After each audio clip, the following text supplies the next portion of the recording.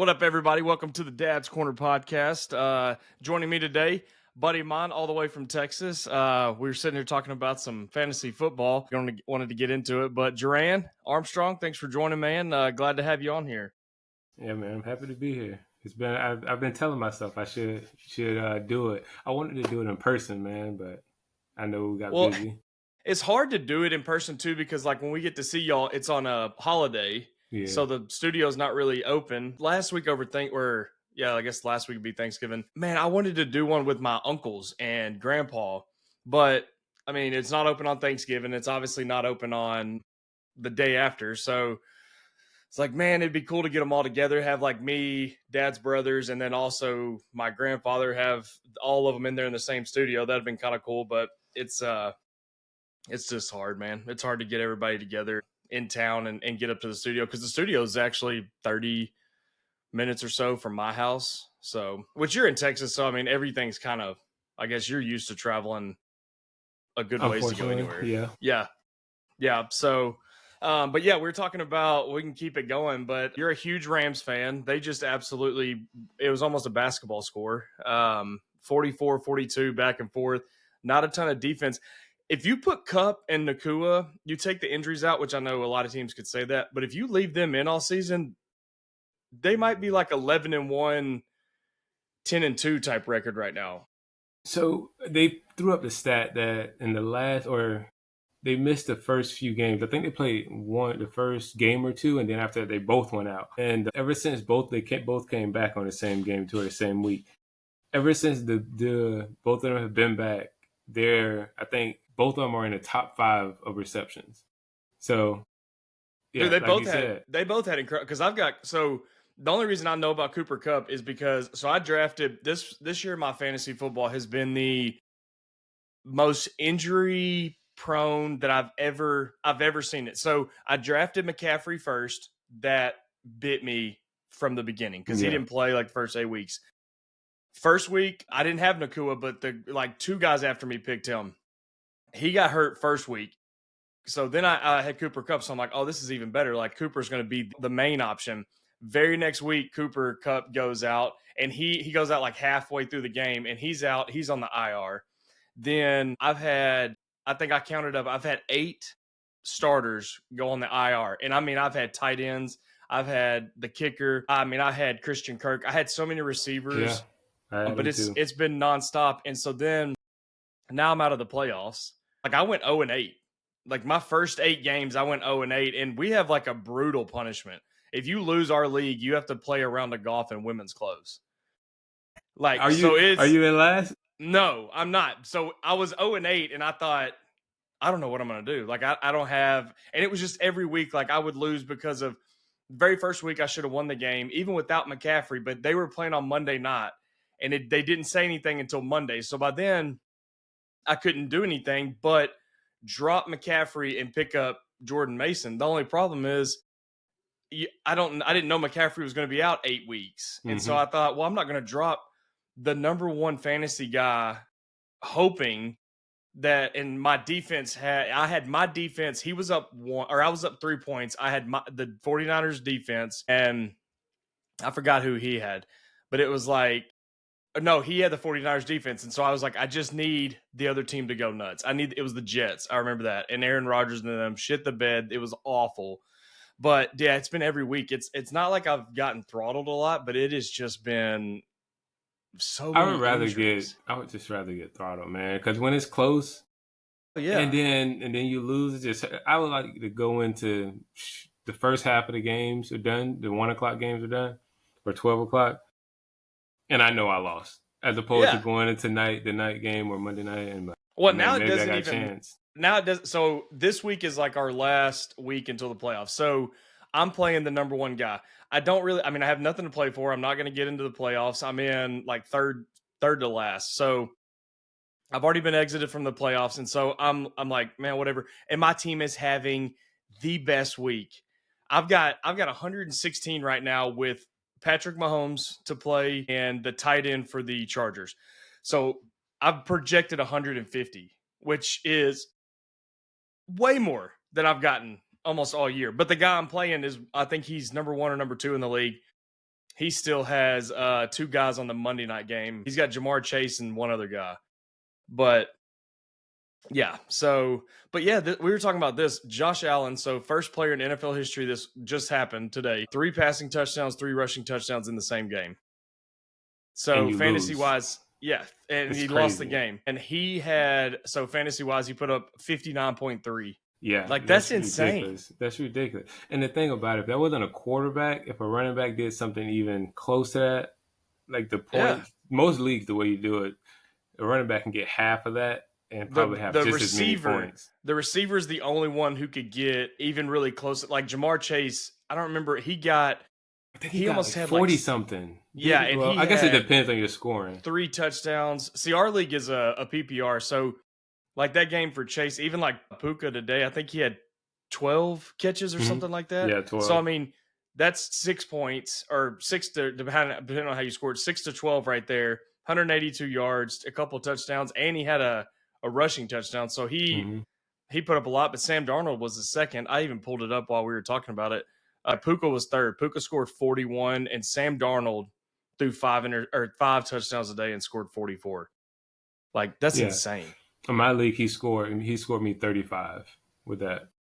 So you've got Puka on your team, or you got Darnold? Oh, Sam Darnold. Yeah, I got Sam Darnold. He got me 35. Now, Jeremy Addison, I think is his name. Addison for the Vikings, who he threw 3 touchdowns to. He got me 39, but he was You on have my both of bench. them. He was on my bench. He's on your bench. That's so bad, And I'm going dude. to lose today because of that. I did that with Jalen Waddle a couple weeks ago. He was literally the number one option for Tua in that game, but he hasn't done anything all year because Tua's been out, and so he was on my bench, and of course my 3 receivers couldn't do anything, and I look and he's got 31, and I was just like, man, it's just Yeah. one of them years. But I was just hoping, like, man, please don't come in last place. Like, do whatever you got to do, but like, please don't come in last place. So Yeah, y'all's punishment is a lot worse than ours. Well, nobody agreed to it, but what we're going to do is the loser had to sign up for a track meet and run it. jeez, That would have been. We had the 100 meters. That's all we had, though. I dude, think we that's should have had him awesome do a though. couple of events, though. If you only did I like didn't the even know you 100, could sign up for that. That'd be I'm sure you hilarious. could. I'm sure. Like even We if it was in had high school.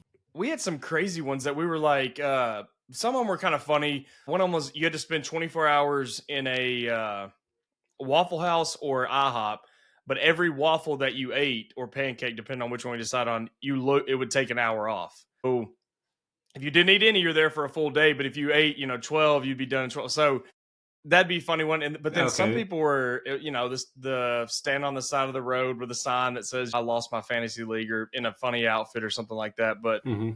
we're trying to get it back. It used to be a lot of fun, but guys, just with lives and families, you Yeah. don't really get to. I've done them, but it's hard for me. I'm normally like Sunday at 11:30 going, oh crap. Like I hope I didn't have anybody playing Thursday. I forgot all about it. Like I need Hmm. to set my lineup. But man, I appreciate you taking the time. I've been wanting to get you on here for a while, but like I said, with y'all being there and us here, it's I'm getting this room ready. This is going to be like my podcast room, and so it's a lot easier to do them like this and have people from other states and other cities because not everybody's going to be able to travel to me and do it. The studio's nice. I have access to it, but it's just harder to get, people down here. And like we talked about, when you get down here, it's normally closed. So, um, but yeah, man, me and you, I guess we've known each other for, man, how long have you and Taylor have been married for? Going on 6. I met you for the first time in Vegas. What? No, we didn't go to Vegas. I don't remember Not, when it that was like, first it time was met. right. It was when y'all first started dating. We came up to visit. It was Kinley's birthday, Kinley's birthday. Yeah. Yeah. So 2017. if you don't mind, kind of tell everybody kind of how you and Taylor met, and then I'll just kind of fill in where we came into and Casey kind of probably should be the one to tell it because she was the one that I think set it all up. But Yeah. So we met in 2016. 2016 in Florida, Jacksonville, Florida. Back then, I used to go out all the time. I mean, I forget. I was like 22, 23, however old I was back then. So I used to go out to the beach bar, is what we called it, just a strip of bars along the beach, Jack's Beach. And and my that's what you're favorite from, bar, Jacksonville, right? You're from yeah, Jacksonville, yeah. yeah, from Jacksonville, Florida. And I guess she was visiting for a girls' trip, and I was at the pier. it's RIP to the pier. It's no longer there, but man, that was a lot of good times, a lot of fun memories there. But I was Did at we this go bar there for called the y'all's Pier. wedding or whenever Yeah, we were there? Okay, okay. I yep. didn't know We if had that's the what it. reception there. That's Yep, right. Yeah, upstairs. Yeah, they had 2 floors, it's not and there anymore. no, they turned it into like a hotel or something like that. It's not there. It's been a Oh, few that's years. lame. That's yeah. I used to love that place, man. But yeah, I was at the Your pier. wedding night, Just especially the reception's a little bit of a blur. Like I know we had a good oh time, yeah, but yeah. it's a little bit of a.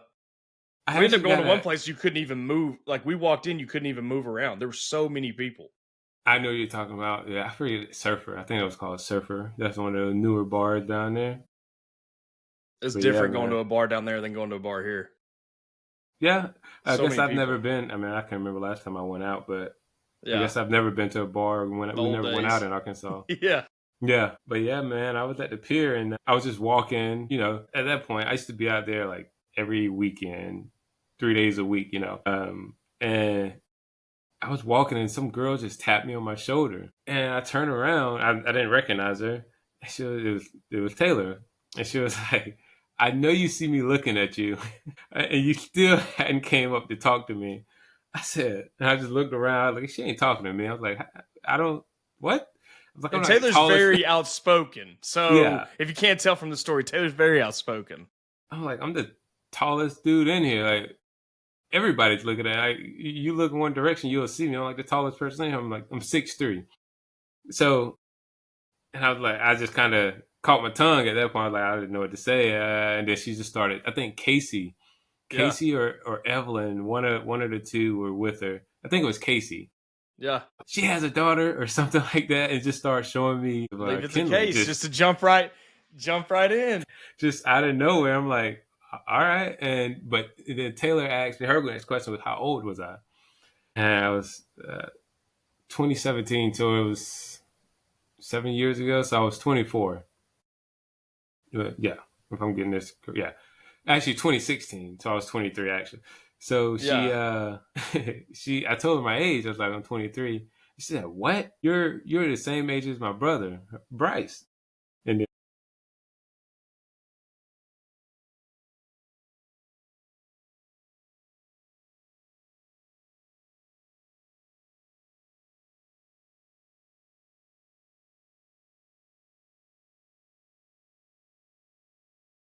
Yeah.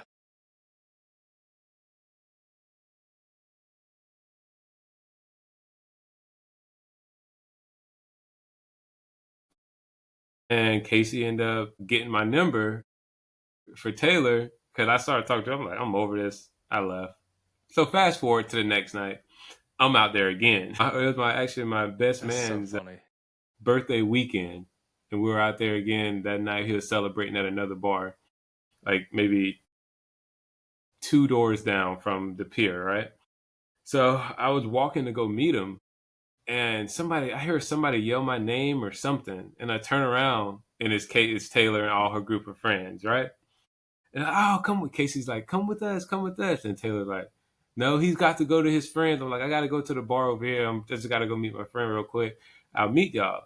And Casey's like, come with us, trying to pull me to come with him. And Taylor's like, nope, let him go, let him go. I'm like, I'm not about like this chick. Obviously, is not into me. So I'm like, I'm not. I was going to tell him I was going to come, but I wasn't. So I go meet my best man Eddie at the bar, and I get a call, and it was I didn't reckon I don't think I recognized the number, but I picked up for some reason. It was a blur that night. But Taylor, it had ended up being Taylor calling me saying, "Hey, where are you?"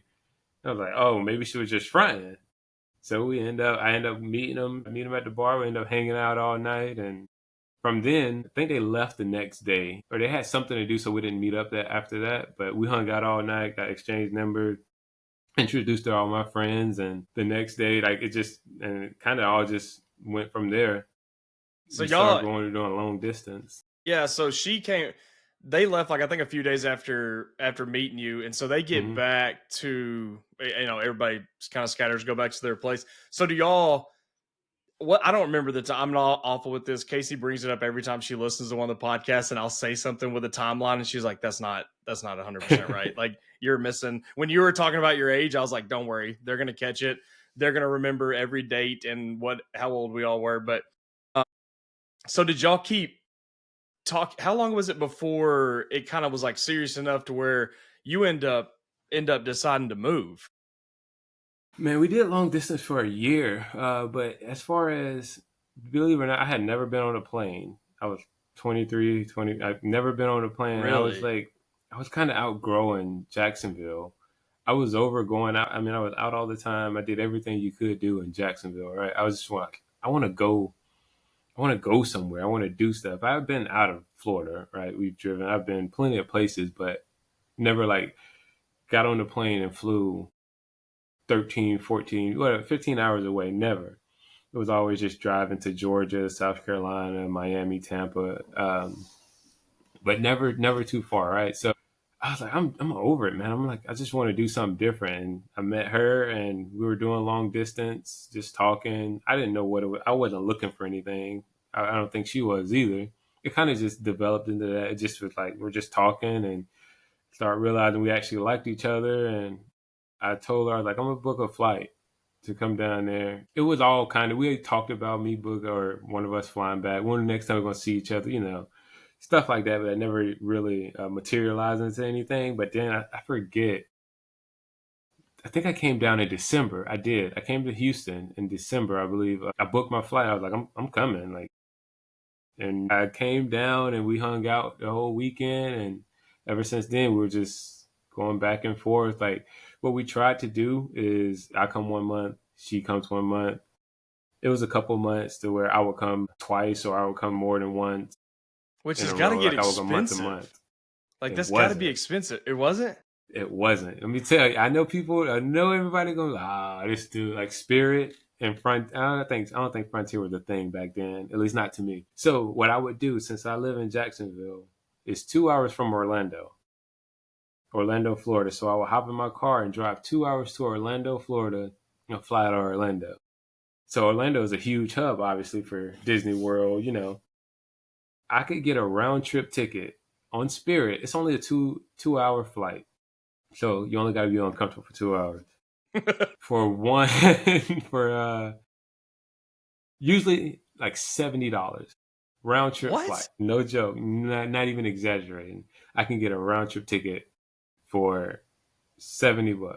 You almost The spend most more in gas expensive, driving back from Orlando than you did on the plane on the flight. exactly. But in Jacksonville, it's such a small airport. I think a ticket, man, $350, $450 round trip. Jeez, So yeah. for the same price, I can go four times to Texas, right? The only inconvenience is that 2 hour drive, but it's really not when you're saving that kind of money.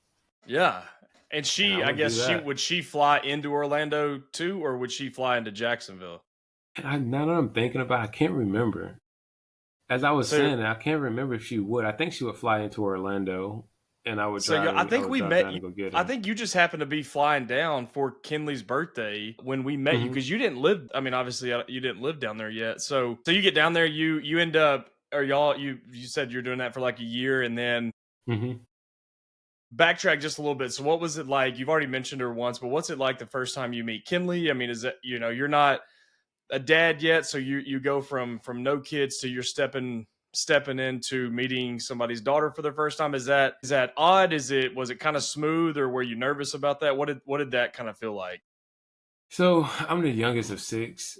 So my sisters, everybody above, not all of my brother and sister had kids at the time, but my sister did. She had, shoot, my eldest brother has, the oldest of all of us had, I don't know, four kids by then. My sister, right under him, already had kids. So I've always been around kids. It was nothing crazy. Like I didn't. I was like, it's not gonna be anything I haven't seen before, right? So when I met Kinley, it was, and I didn't. It wasn't weird to me at all. I was like, oh man, she has a kid. Obviously, I already knew what I was getting myself into the Right. moment I decided to actually entertain the thought of like flying down.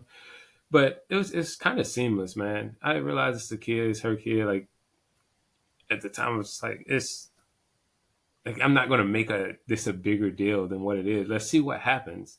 Like I'm not like I'm flying down for a birthday party now. Okay, I'm a stepdad now. Like no, it was just kind of, and you don't really want to force anything, right? You just want to kind of let it see how it goes.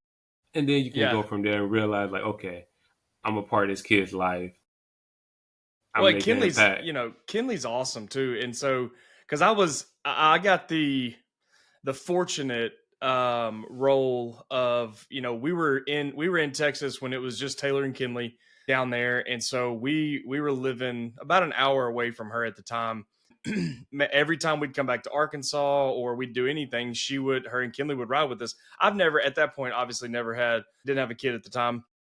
I'd never really been around kids a lot because I'm an only child. All of my cousins were younger than me, so it's like I didn't really see a lot of kids. And then now all of a Hmm. sudden I'm driving 8 hours with a baby that I'm like freaking out, just because you're thinking, gosh, I got another kid, I got a kid in here, I got another person's life. And it's different when it's adults, but they threw a baby in a car seat back there, it was different. And so we made Taylor and I have always been very close, and those trips just back and forth, and me and Casey getting to be a part of Kinley's life from day one has been incredible. But Kinley was, I mean, they were definitely, you were a godsend to them. And I know whenever you first got to meet Kinley, everything was smooth, but then even throughout at the wedding, and you taking time to speak directly to Kinley at the wedding was awesome. I remember watching that and just thinking, you see these videos everywhere of stepdads or stepmoms doing that, and they make a direct contact, but it was so heartfelt and so genuine that it was just pure. I think everybody watching it was thinking it's a genuine guy saying it. He's not just doing it. He's not doing it to fluff. Like, he really means it. And so I've never really got to tell you that, but I think about that every time I see you and Kinley together. I think about Taylor kind of stepping to the side, you holding Kinley's hand, you getting down on her level and talking directly to her. And that was awesome to see. And I think that was the start of something that's been incredible to watch, because you're getting to hit the teen years, so you're getting to hit the teen years, which is, I've got on the way. But you're Yeah. kind of right in the middle of it right now. So with a girl, is life different? I know we'll talk about Zeke here in a second, but is life different for a father with the teen as opposed to, you remember growing up in those days? I mean, school just seems brutal, and just everything about it. I would hate to grow up right now. Me, period. Yeah. And I told Kelly, I tell her, I'm like, look, tell Taylor, like, look, girls are so with boys, right? In school, I got in fights. Boys are more physically abusive. Yeah. But man, these girls, bro, they're mental. Like they'll do stuff. They're not gonna fight. I mean, maybe they may go to get to that point, but it's never seemed like that with Kinley, especially now she's in the sixth grade. It's just more mental. They play mind games and try to break you down and make you feel like play with your emotions. And Like a social guy, media. yeah, it's crazy. The boys will be like, all right, man, like you're trying to book, like it is what it is. We can fight this out. And the thing about it, I tell like a boy, you can do that with boys and they'll fight. Next thing you know, in a month or so, they're friends. A girl, like it's so psychological with these girls, and that's the only thing is, I hate it. I hate it for her. I can't. I just tell her like we had to block some girls out of her phone who are her friends. Girls that sat down at our like came to our house, sat down and ate at our house, spent the night. Took one of them out to Texas Roadhouse with us not too long ago, and now they're not friends. And Kinley doesn't know why, and they're turning girls. And I'm there's like, probably not even a real reason. Like, there's it's probably not. not even a legit, yeah.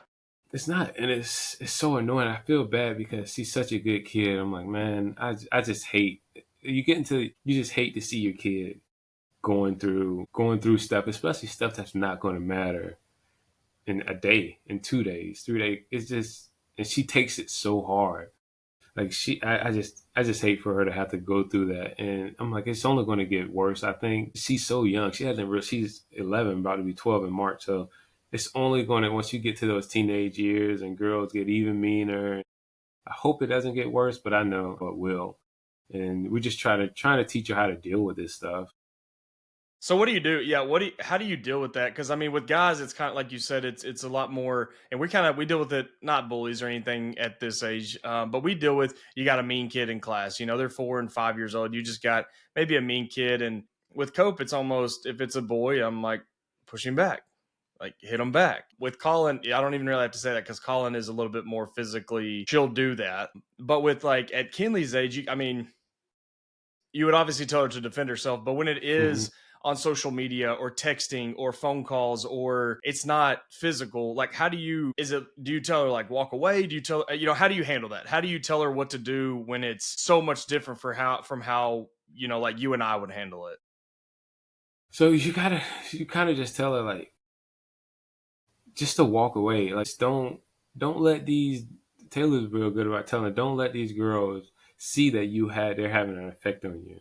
So when you go to class, like I get it, you come home and you let it out, but when you get to school, don't let them see it and give them the power. Like, oh look, Kinley's mad or she's sad because of this and that. You go to school, they say, hey, we're not, and telling her like you don't go back and be mean as well. You don't do what they're doing. You'll be a bigger person.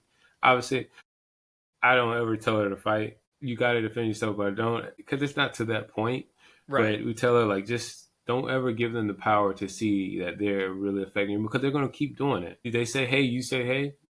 You ain't got to entertain the conversation. You ain't got to strike. You don't have to converse with them. Just hey and go on about your day. That's it. Like Kinley's so nice. Like so many girls or kids in general will want to be friends with her. She has never had any problems making friends. So if you find a group of friends that are working out, go get a new group. Right? It's just a lot of cliques at that school. A group of girls against this group of girls against this group. It's just annoying, man. So we That's the just try only to thing tell her I'm just to walk away. That's the only thing I miss about like where I grew up. I mean, you had cliques and you had people that were like that, but it was such a small school that I mean, I graduated with like 180. I mean, we had the entire high school may have had 600 people. So you had the bullies, you had people like that, but it wasn't the schools, especially I mean, Florida, Texas, I mean, anywhere. The schools are so big.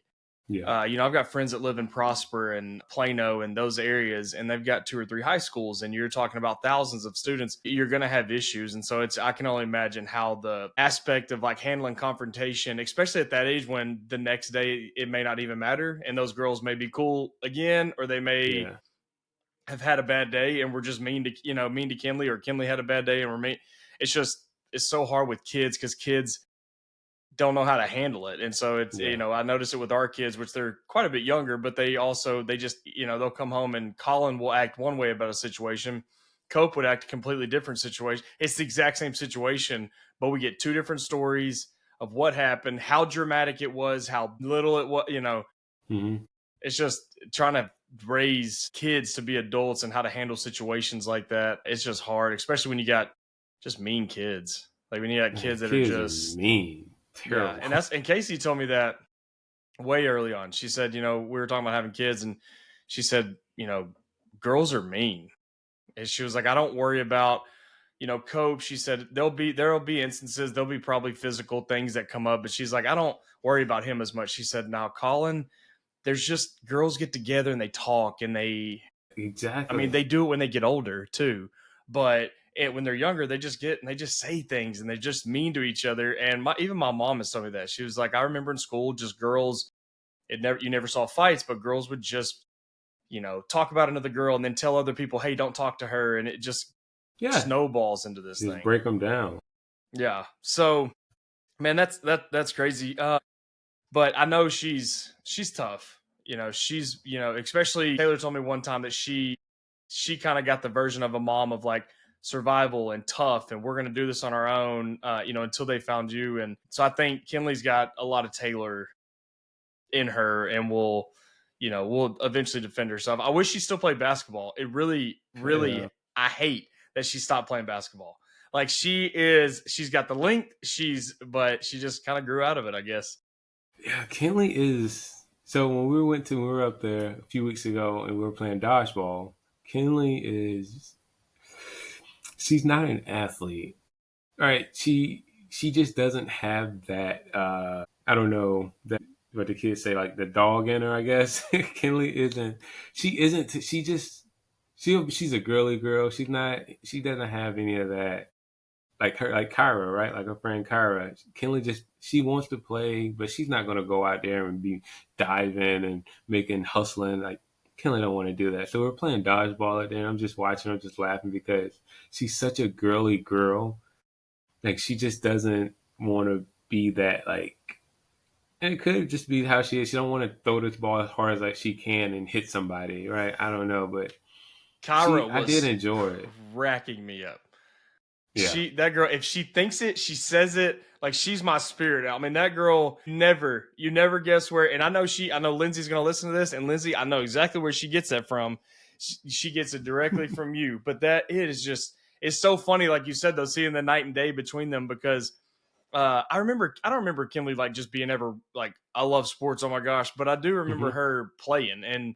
But then watching her when we all played basketball, it was more of like the didn't really want to run. You know, she didn't want to Yeah. like get hit, and it was. But I mean, it is, you know, it is what it is. But she's still awesome. But so you also have another son that you kind of found out afterwards. After you had, did you find out right as you were moving, right, about So Ian?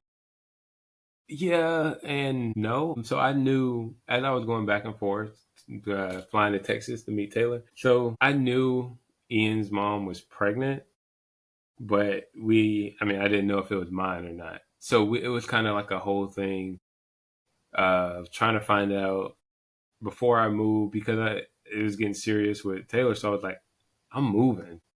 Eventually, I'm moving. Like I see this in my future. Like, so I need to get this figured out. I would like to get this figured out before Yeah. I move. And I've always been the type like if it is, it is. Like if it's mine, I got to do what I got to do. Like I've never been the type no, I'm not. I'm running away. I'll just be a check. So once she had him, I didn't know she had him. Taylor being the detective that she is, she was like, it's like that could be a whole nother podcast about how great she was during all of that because that was like one of the lowest points in my life. Just And she handled it well, dealing right? I with mean, that. Yeah. I was when I was hearing and I just would catch bits and pieces of it, I was thinking, well, crap, is Taylor happy about it? Is she sad about it? But I knew she loved you enough and was, if it was like, hey, whatever we got to do, like Yeah, we're and gonna that's do it. exactly what it was. She was like, because I definitely wouldn't have got through it the way that I did, or without Taylor being there and like helping me and just being there. Like I always say, you get the most sleep when you get somebody like when you find out somebody's pregnant or find out you got a baby on the way. You get the and not the ideal situation. I would sleep. I would go home. I would go to work, come home and sleep. I would get up, maybe I'll eat and just sleep. It's kind of like the closest thing I've ever dealt with like depression, I guess. Yeah. But she was Was there, it the man. situation as a whole, or was it you being gone, or what? What do you think was? I mean, obviously the shock of it, but what was Yeah. like the biggest part you were dealing with, or that you were kind of worried about? Actually, initially, it was me. Once I found out, it was me telling Taylor. Like, I was just like, I'm pretty sure I was short when text messages, and I didn't really want to talk to her and act like we were texting and talking on the phone, act like everything's fine. But once I found out, I think I told her like 2 weeks after I found out. Like, I was pretty proud of myself. I was like, 2 weeks. I could have let it go on longer, see what happens, and let it develop. I was like, I gotta tell her, man. I can't just do this. And Yeah. I ended up telling her, and she was supportive of it. And she was like, "Okay, first of all, let's get this right. Like, you don't want to be." I was like, "No, it's not. It wasn't an ideal situation. Like, we were in a relationship, nothing." But once I found out, I tried to get it all sorted out, right, with Ian's mom. Once she had him, Taylor found out. I don't know. I forget how. Feel like it was so long ago. But she would call me or she texted me. She's at this hospital, in this room, and this and that, and I was still in Florida. I was still living in Jacksonville. So I called her. I called Ian's mom. Like, hey, she didn't obviously want to pick it up on the phone. I was texting her. She's not responding. I think I found out a couple days after she had the baby, after she had Ian. She didn't tell me we weren't on great terms at all because we couldn't come to a consensus or couldn't be cordial about the situation. If she wanted to be with me or whatever, that's not happening. I'm going to move to Texas within the next few months. So I was trying to get it all figured out, and Taylor told me. So I called Ian's mom. Called Ian's mom to find out. She wasn't responding. So I showed up. I knew where she lived. I showed up at her front door, knocked. Her friends answered the door, and she's like, "She's not here." I'm like, "Come on, man. Just I just want to see him if he's mine. Like, I just want to get this Yeah. figured out. Why are we being so? I'm trying to do the right thing, right? And eventually, she came to the door. She came to the door, Ian's mom, and said that I couldn't see him or whatever, or gave me a date, I believe, that I could see him. She said, just not right now. So that was good enough. I go home and I come back a few days later. I see him. I'm like, okay. I mean, he's couple weeks old. Like, I don't know. I can't say, oh, he's mine just by looking at Right. him, right? It's too early. So try to get it all figured out. I say, hey, I just need on a paternity test.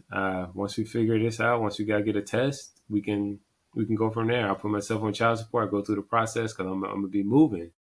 I can't remember if I had a job at that point. If I was still looking, because around that time I would fly to and from Texas for job interviews I think or you job already did search. by that point, or you at least I had think I something lined did. up because, and it was also one of those, she wasn't going to work with you on you getting to take Ian. It was almost like made way more of a difficult situation. It's already tough, but it was made more just, I think, out of spite for you, wasn't it? I mean, it was just made, yeah. Kind of like putting a roadblock, like just putting barriers in front of it. Any chance she could.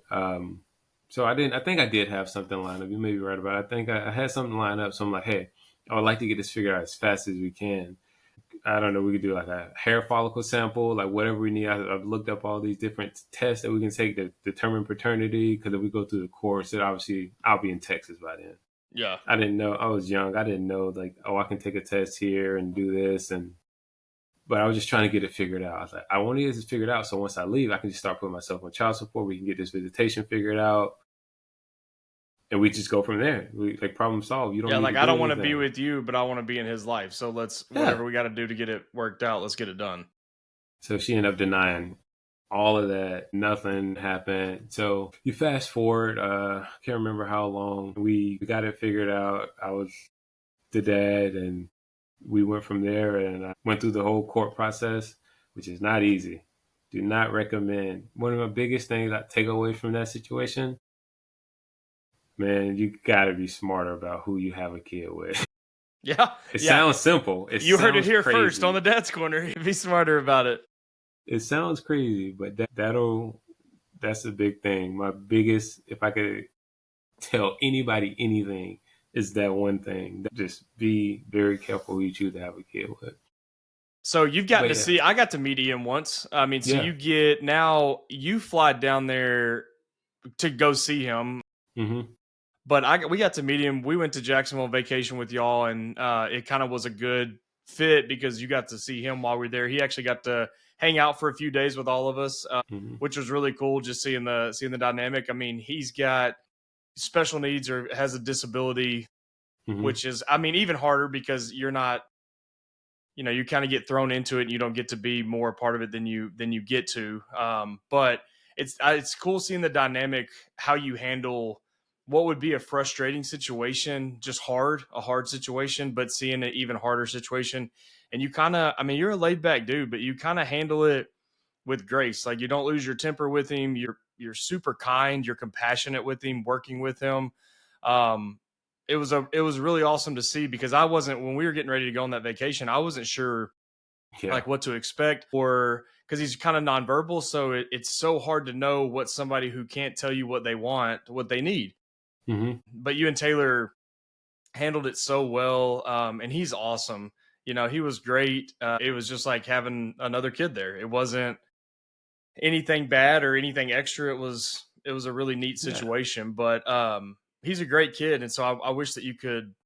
I wish that you could see him more, at least be more involved, because I know he would love to be involved with you more.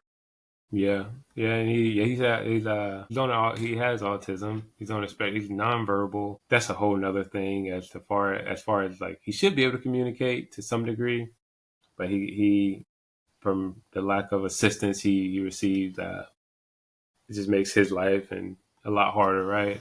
Right. But that's a whole nother thing. But Yeah. yeah, he's nonverbal, yeah, when we do have him, we think of it like you just like you have 5 kids. Not every kid is the same. We got Yeah, he's two, special and they needs. are Different. different. Yeah. You wouldn't handle Colin the same way you handle Cope.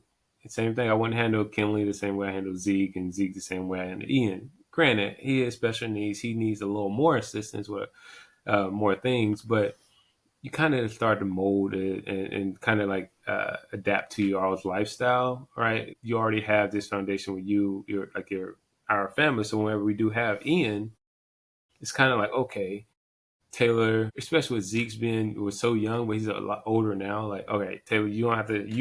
You got Zeke, I got Ian. Vice versa, Kenley, you helping one of us, right? And it kind of just goes seamless. Like you don't realize. Like and a couple of times we're like, I think we could do this. Like we had him permanently. Like, Yeah. yeah, we got this. But he Well, obviously and he'd has his have an moments. incredible life too. I mean, he'd have incredible parents with him there. And I'm not speaking ill of his mom. He would just, I know you and Taylor, and I know how great. I saw the dynamic. And again, this was 2 years ago, or it might have been a little like a I year think and it a was two half. years ago. Yeah, so I mean, kids as they get older, just things get easier too. So it's with Ian, it may always there may be stuff there that's harder to deal with, but Zeke and Kinley getting older and older, then it's not. I think it'd be harder with two infants or Yeah, two or three younger kids with it. But so our wives, Casey and Taylor, are best friends and have been since college, and so they get pregnant basically almost at the same yeah, same time. So because Zeke is 1 month older or 5 months, yeah. But 5 months, no, it was like 5 weeks, right? 5 weeks. When, That's what it is. Yeah, yeah, 5 weeks. because he Cope's in November, so he's Yep, in Zeke's October 1st. yeah. So of course they had to get pregnant together at the same time or close to the same, and so You y'all think had about that? That was around our wedding, yeah. It's somewhere around there, Jaran. It wasn't on y'all's wedding, but it was. right? Because I went within January. Yeah, no, I know when your wedding was. So now speaking of y'all's the one that got moving.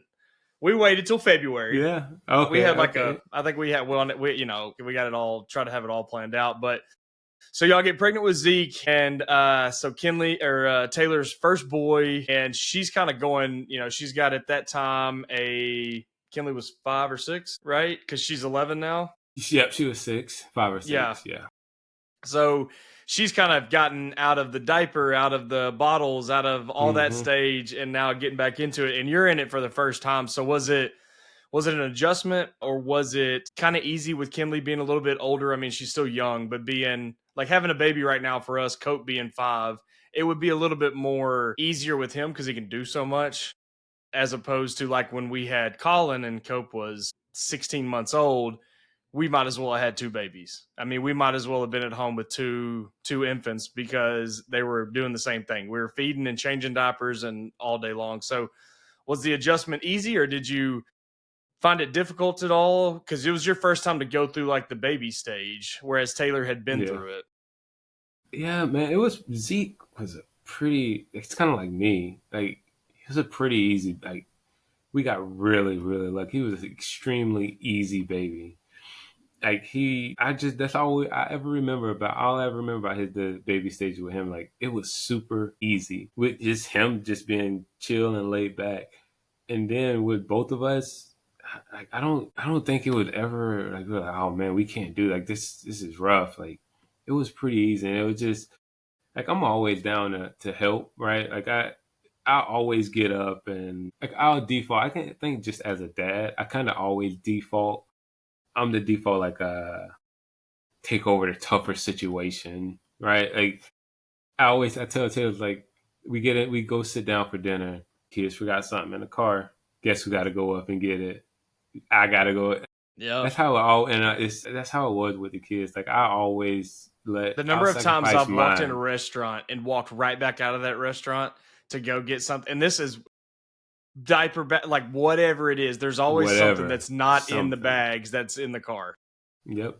I always default to, so I'll take that, the stress, I guess, and let my wife not have that. I'll go do whatever instead of having her do it. And that's how it kind of was with Zeke or with the kids. And I just found it was pretty easy, man. I would say. I know people talk about how hard it was. I could be remembering it wrong. Could just be. So I Nah, could, but after she hears it, and she's like, she's "That's gonna be not like, no, how it you don't was." remember that, you don't remember that. Well, y'all used to take Zeke to the CrossFit gym and he would just sleep Hmm. in his stroller. Like Man. he was just cool with hanging out. Like he would sleep. It wasn't that big a deal. He wouldn't. Whereas if we took Copen somewhere, he'd have been running around like that. He was up. There was no sleeping. If that stroller wasn't moving, and it's the same with a vehicle. If the vehicle's not moving, both of our kids are Yep, wide they're awake. up. Like they pop up. So, well, that's awesome. What was the, let's go both ways. What was the hardest thing that you had to adjust to, or what was the hardest thing kind of with having a newborn and your first kind of introduction into fatherhood with the baby? What was the hardest thing you remember, or something that you had to get used to try to do? I don't know, man. Like I said, I just remember it went like almost too well with Zeke. You're like, we're done. We're not doing this again. There's no way it'll be this perfect Yeah, again. no way it would be this easy. I will say, with him being so good and calm as a baby, I would say that we did have like we because of Ian, right? Ian's older than Zeke, so he's on the spectrum, and kind of find out like he just as a kid he just wouldn't do anything. He was nonverbal. He wouldn't cry, wouldn't speak. So I kind of thought like, is this what we're dealing with Zeke? We had no Yeah. idea. Yeah. It was like it's just going too well. Like Something's got to be wrong. something's off, Yeah. right? Yeah. And just come to find out, he's just a good kid. He's just good. Dude, I that's can't awesome. remember.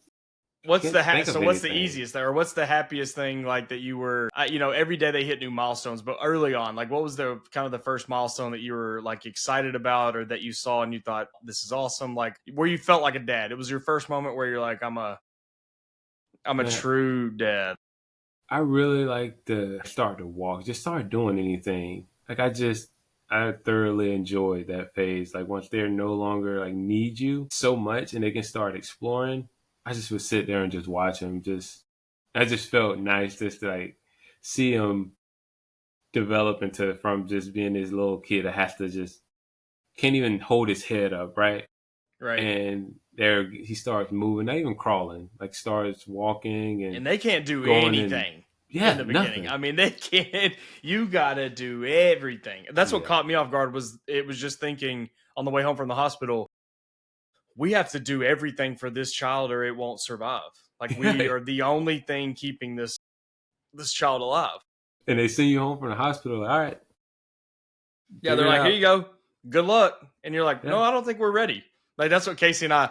The only time Casey and I really found like childhood tough was the first day when we got home and we're in Cope's bedroom and she's in the rocker with him, and I walk in and she's crying, and I'm like, what's wrong? And all of our family had left to go get food or do something, and I think it was also like being home for the first time, family being there, it just being too much.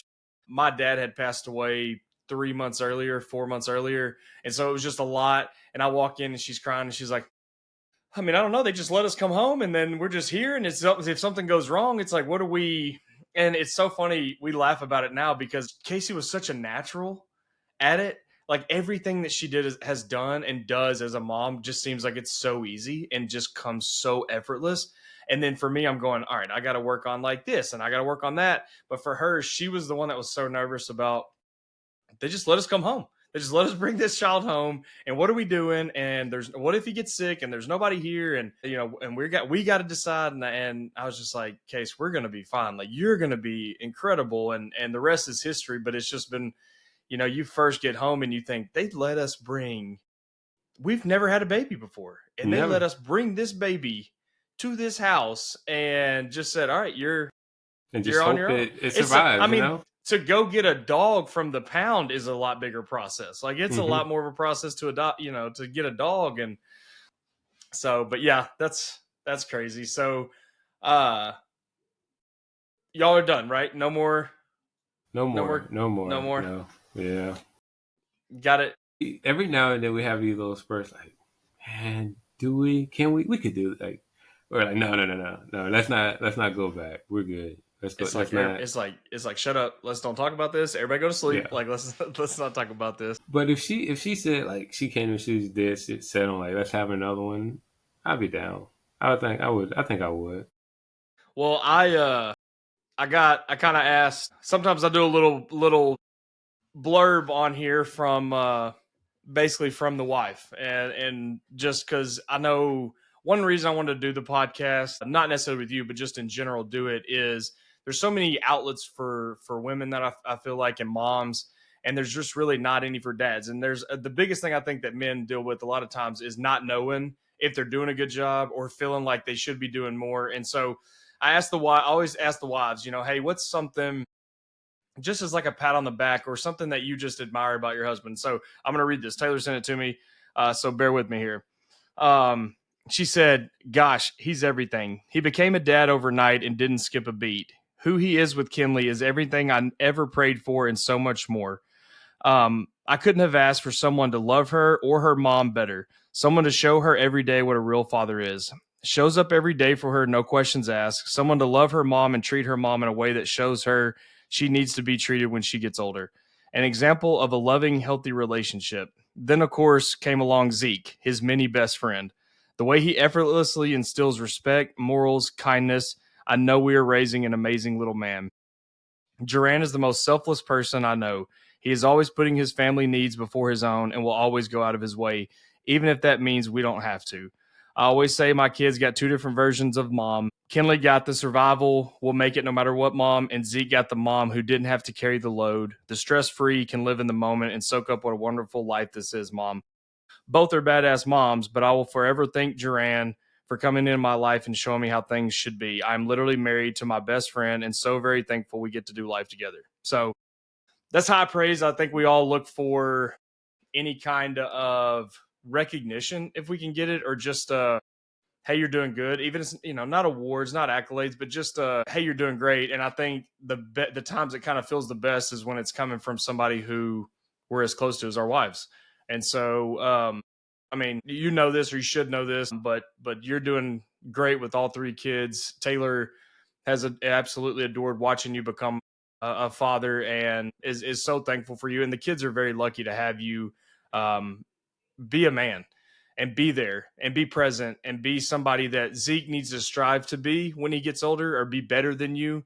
Because I think we all want our sons to be better than we are, but at least have the role model mentality of what you have. And then Kinley gets to watch you see how she should be treated. And when she Yeah. gets to that stage, when she's 30 and she finally starts dating, she gets to see, hey, this guy's not treating me right. Like, this is not how dad treats mom. Like, I don't want to, this is not a good relationship for me. And so you're giving them an incredible role model mentality to follow. So kudos to you. And I think you're an incredible guy. Yeah, man, I appreciate that. It means a lot because, like you said, man, a lot of times the guys don't get that. So I appreciate you saying that. Again, we don't do it for the praise. It kind of just came natural, but it is nice to hear and nice to see somebody else. Because you really don't ever know that you're doing a good job, right? You kind of just do Right. it, and so it kind of has to come from the outside looking in, right? They have to tell you that you're doing a good job for you to truly know in a way, right? Or you could just wait to see how the kid wait 20, 30 years to see how the kid turns Yeah, out. turns out. Well, and that's why it's, like we talked about doing the podcast, and you get the praise. Kids are, oh, I love you, dad, or I think you're doing great, or thank you for doing this for me. And it's little things like that you remember and you take with you. But there's just not really that. We all have so much going on in our minds and so many thoughts going on daily about everything. Is the house in order? Is outside taken care of? Is wife taken care of? Are the kids taken care of? And so there's sometimes where it's just like, man, am I doing good? Like, you just have those days where you want to Yeah, make sure that she knows she's a great mom and a wife, and you want to make sure the kids know that they're awesome, and your parents, you want to make sure they know, and you're like so worried about making sure everybody else. And then you sit there one day and you're like, am I enough? Like, am I doing good? Am I the husband I can be, the father I can be? And so that's why I wanted to do a podcast, just to let other people who like the situation that you have, and having Ian, and just not every, I've said this before, and I love saying this, but I grew up and have a ton of friends who are dads, and there's not a single one of them that has the same situation as the other. yeah, Whether it's yeah, how many kids they have, ethnic backgrounds in the relationships, whether it's adoption, or whether there's everything, 20 years ago, we're all hanging out. We're not thinking, we're like, yeah, we're all going to have one kid or two kids and it's going to be smooth and it's going to be, and that's just not how life is. No.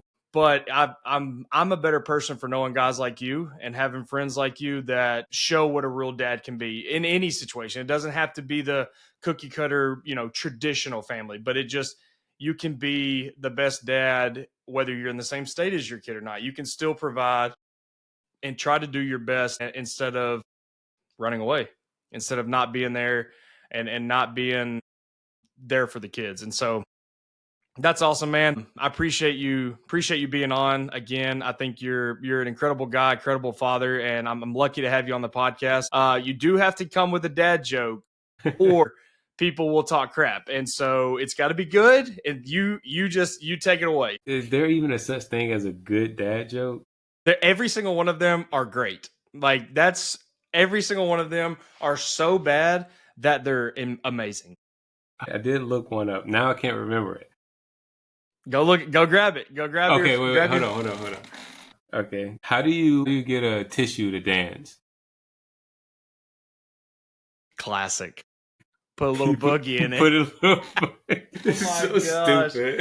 Dude, but it's so, they're so incredible just because they're so dumb, and every guy that watches these is like, that's so stupid, I'm going to use it tomorrow. Exactly. Like it's so, yeah. All right, I got one, and then we'll end it. What's Forrest Gump's password? Because you're a computer. I'm only telling you this one because you're a computer guy, so I figured you would appreciate this one. What is it? 1 Forrest 1. It's so stupid, but so perfect. Oh man, I'm so glad I could tie that into your career. That works out so beautifully. But man, thanks for being on. I want to have you on again. I'd love to talk Rams, football, sports. Just can talk about so much stuff there. And then maybe also just do something else, man. So thanks for being on. Thanks everybody for listening. Don't forget to like, subscribe, share it with everyone. We're getting a lot of traction here lately. And so I appreciate everybody who's been supporting us. And I just got one more thing. Shut the dang door. Let's go. Appreciate it, buddy. Yeah.